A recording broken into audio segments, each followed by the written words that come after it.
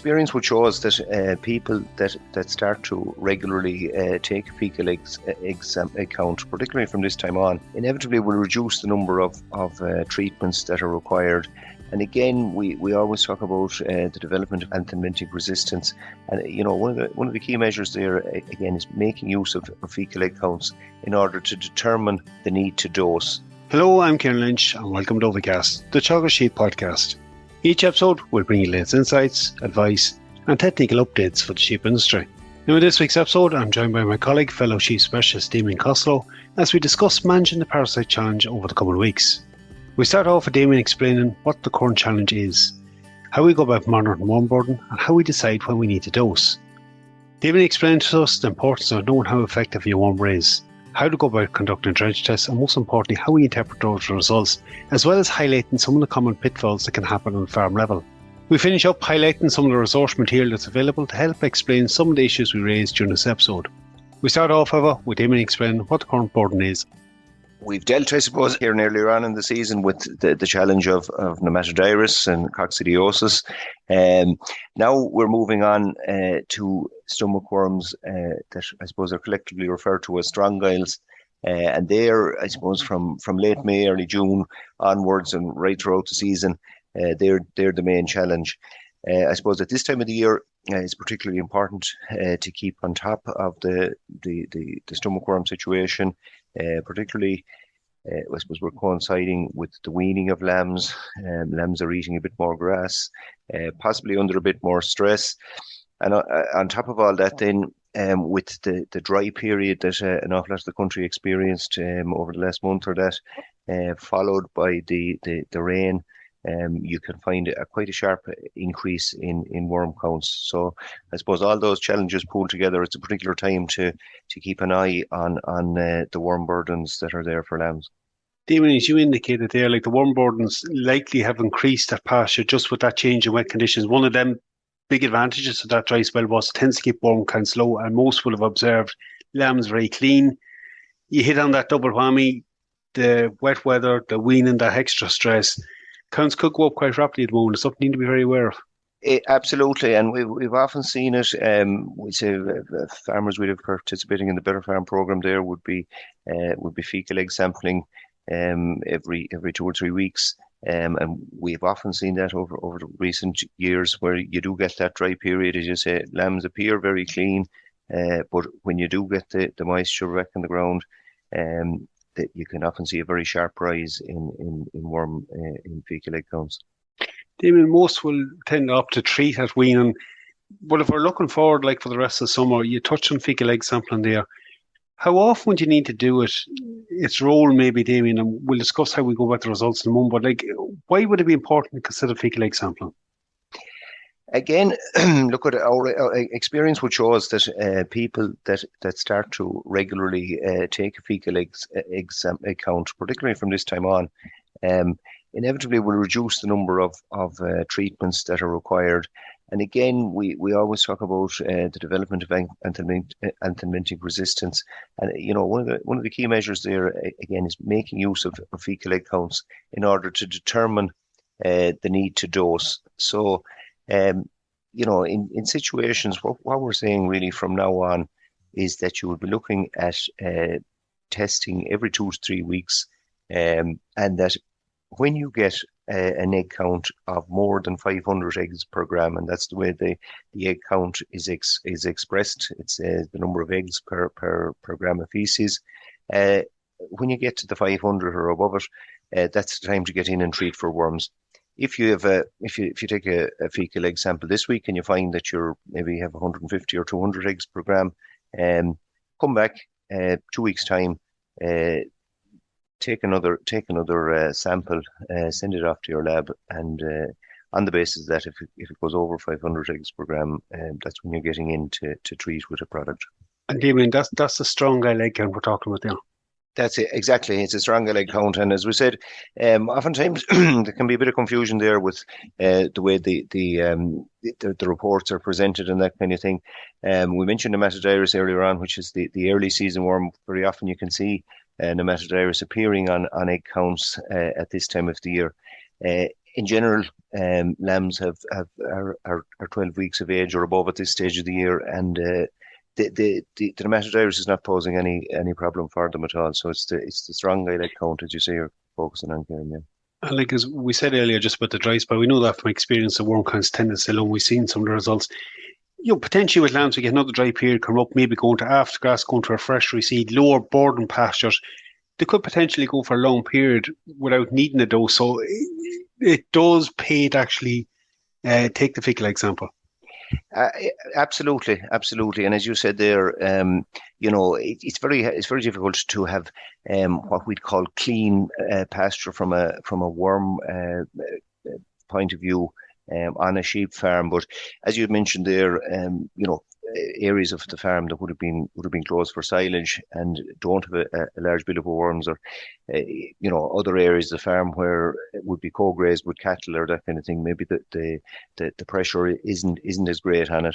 And as you say, there's nothing to rule out that you get another dry period. So lambs being weaned and moved on to, I suppose, relatively or cleaner type pasture that has a relatively low worm burden, they can be, you can get a good while out of them until they require. But the only accurate way, or the best, I suppose, the best tool that's available to farmers to determine when they need is the fecal egg sample, and keep taking it, I suppose, until you need to dose. Just on that, Damian, just the very basics of what you need to do for that fecal egg sample.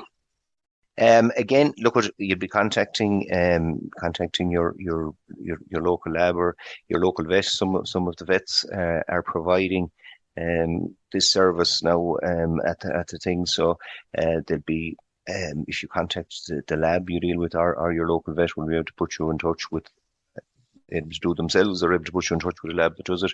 And there's test sampling kit, so generally there's a little bit of information to be recorded on the farm, as well as collecting a fresh sample from a number of lambs. So if you have a few different groups of lambs, I suppose, grazing different parts of the farm, maybe you need probably a fecal sample per group, because again, as mentioned, there'd be varying degrees of parasite burden throughout the farm.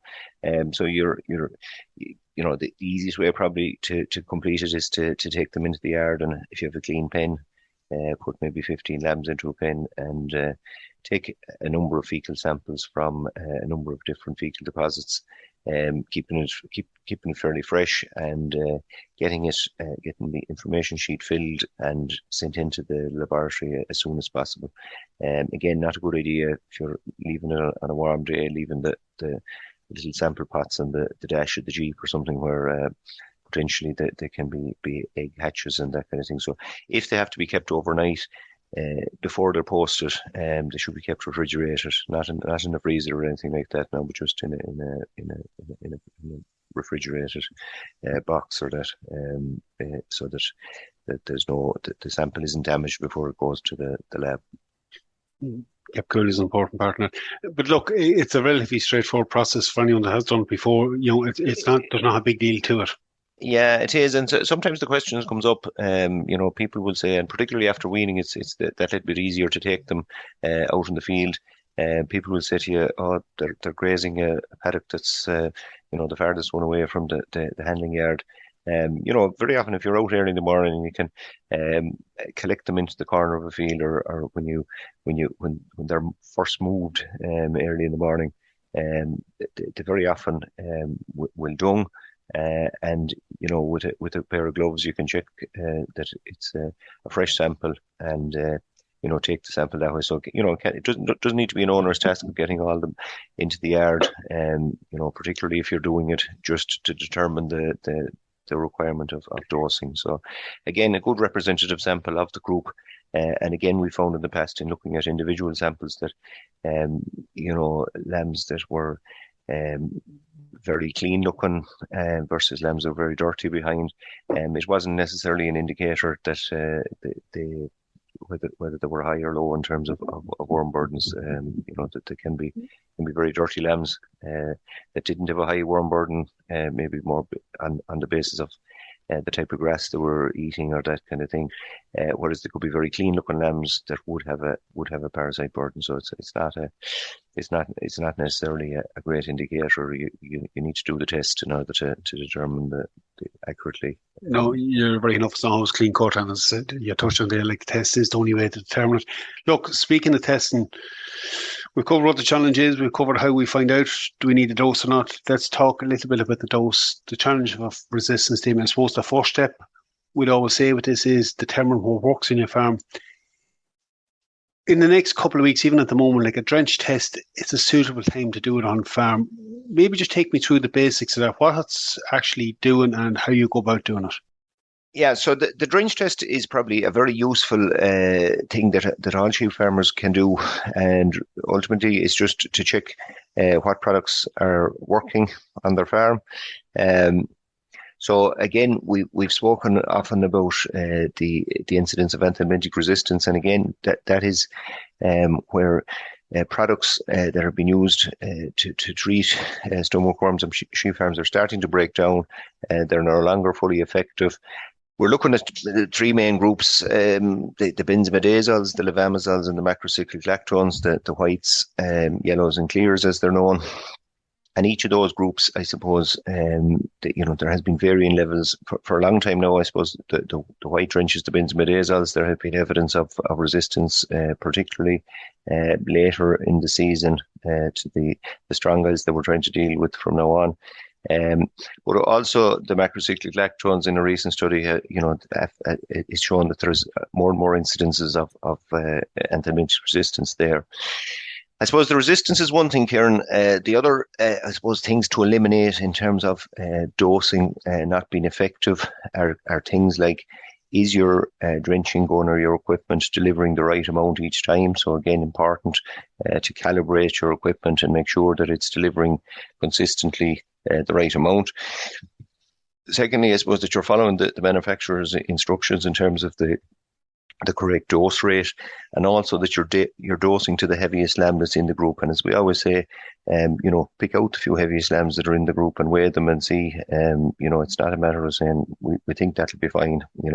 Dose to the heaviest lamb in the group, and again that your dosing technique is correct. That all of the product or the recommended amount of product is being administered to each lamb in the group. So those are the kind of things I suppose you eliminate. So assuming that you're doing all that right, again the drench test is really a useful thing. So in simple terms, you're taking a sample at just before you treat them, and you're taking a sample either a week or 2 weeks later, depending on what product you've used, a post-treatment sample to see if the treatment has worked. So if we take the example of somebody that's using a yellow drench, a levamisole-based product, they've established, I suppose, that there is a sufficient worm count to warrant a dose, as we were saying, 500 eggs per gram. Then what you do is you get maybe 15 lambs from the group, put them into a clean pen in the yard, stick a mark on their heads so that you'll know them for the post-drench test. Allow them in there for an hour or two so that you can go in with your drench test sample kit, which all the labs that provide the service, they'll provide these with a number of test pots and that. So you collect fecal deposits from at least 10 lambs in the group. You send it to the you're about to send it to the lab for testing. You already know from a previous sample that these lambs have a sufficient egg count. On the same day as you take your pre-drench sample, you treat all the lambs with the product that you're testing. So let's say it's the yellows in this case. You treat all the lambs, again making sure that they're getting the right rate, that your dosing gun is calibrated correctly, and that you're dosing to the heaviest lamb. A week later, 7 days later, you're putting in the same 15 lambs into the clean pen, allowing them to defecate around the place again. And when there is sufficient sample there, you're taking sample again from the 10 lambs from within the group in order to take a post-drench sample. So what you're ultimately doing really is to see what reduction has happened in terms of worm count. So what we say, if there has been more than a 95% reduction in the strong eye leg count, that the treatment has worked and the wormer is still effective. If it's less than 95%, the treatment resistance problems are starting to arise. And, again, that depends on, they can be varying levels of that. But again, it's a progressive thing, and it's probably it will get progressively worse over time. In the case of, just to finish the story here, in the case of the clear drenches, the macrocyclic lactones and the white drenches, if that's the product you're testing, your post-drench sample is taken 2 weeks after the initial treatment. So it's 2 weeks for those two groups. I'm thinking there, Damian, like for anyone who has applied for the TASA project this year, like there's 2 free samples in that and a vet consult. That's an ideal way of doing a drench test, even if you're not in that. Like in terms of an investment, we know parasite burden is going to have a big impact on performance. We know that challenge gets worse as the season progresses. It is something important to do. At least if you know where you are, you can engage a vet, your advisor, and do something about it.